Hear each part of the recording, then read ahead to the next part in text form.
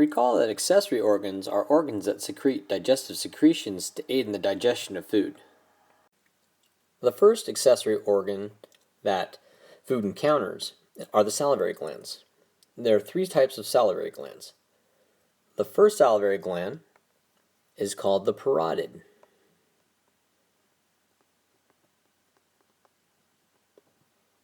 Followed by the submandibular,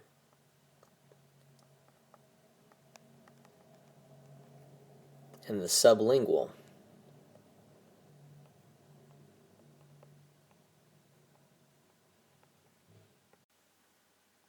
The salivary glands secrete a substance called saliva.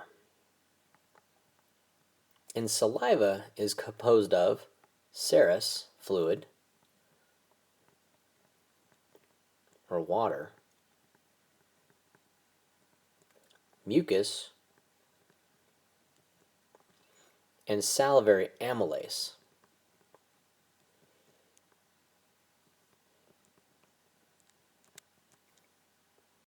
Salivary amylase digests the carbohydrate amylose. So not only is saliva important in the chemical digestion of amylose, but saliva also lubricates the food for ease of swallowing.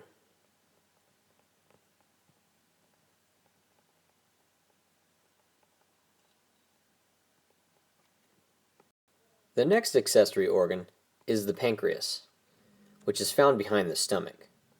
The pancreas consists of the head, the body, and the tail. The pancreas plays two roles in two systems. It's part of the digestive system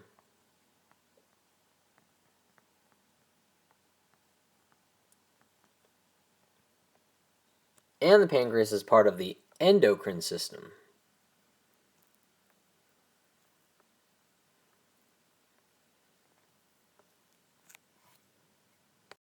As an endocrine gland in the endocrine system, the pancreas secretes two hormones. One is called glucagon, and the other one is called insulin. And both hormones regulate blood sugar levels, or glucose levels. In the illustration, these are the cells of the pancreas that are associated with the endocrine system. And you can see that these cells are close to or next to blood vessels. And that's because hormones are directly secreted into blood vessels. So the first type of cell within the pancreas that are part of the endocrine system are the alpha cells,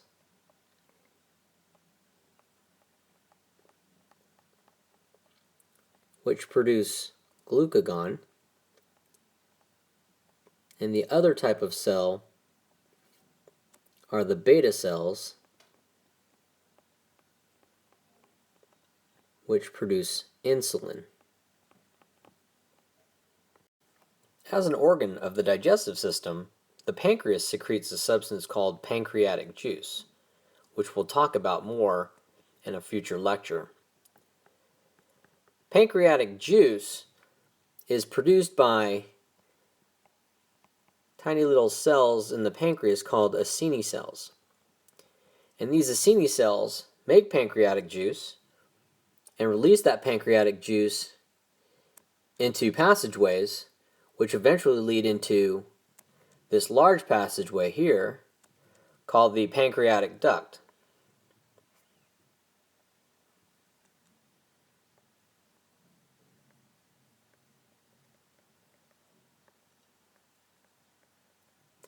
And from the pancreatic duct, pancreatic juice enters the small intestine.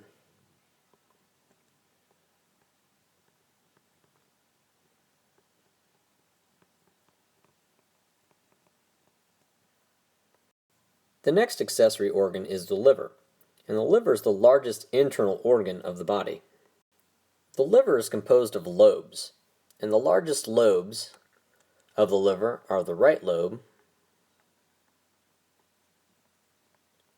and the left lobe.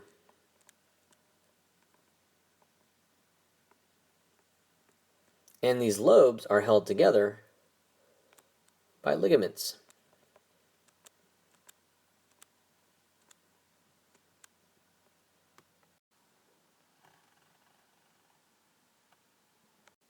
Internal structures of the liver include the hepatic duct, which is a passageway for bile, a hepatic artery,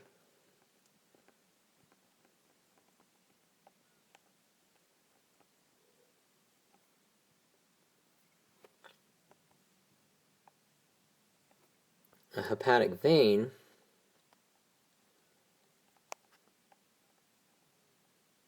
and if you notice, there's another organ associated with the liver called the gallbladder.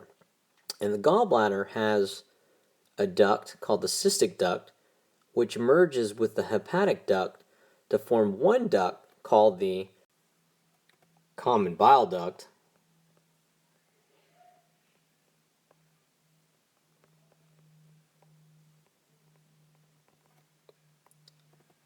which transports bile to the small intestine.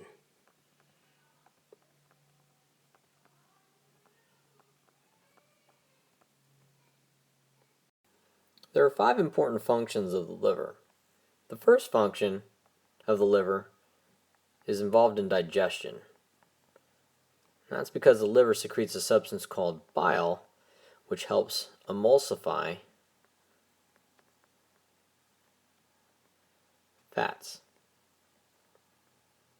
And the second function is involved with excretion, eliminating waste.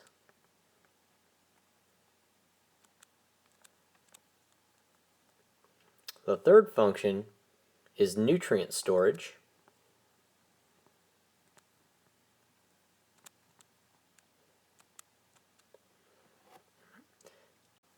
The liver can store glucose,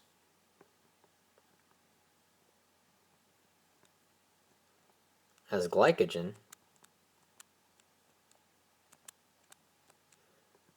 can store fat,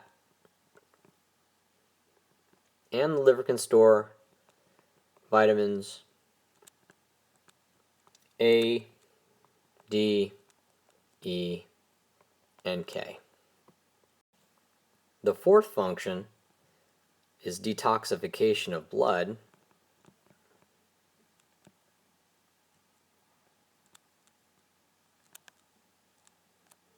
The liver can remove harmful toxins.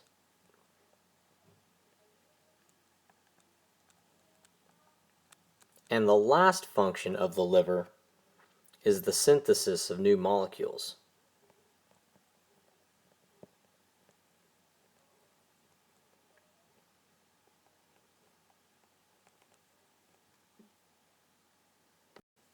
The liver can make new blood proteins.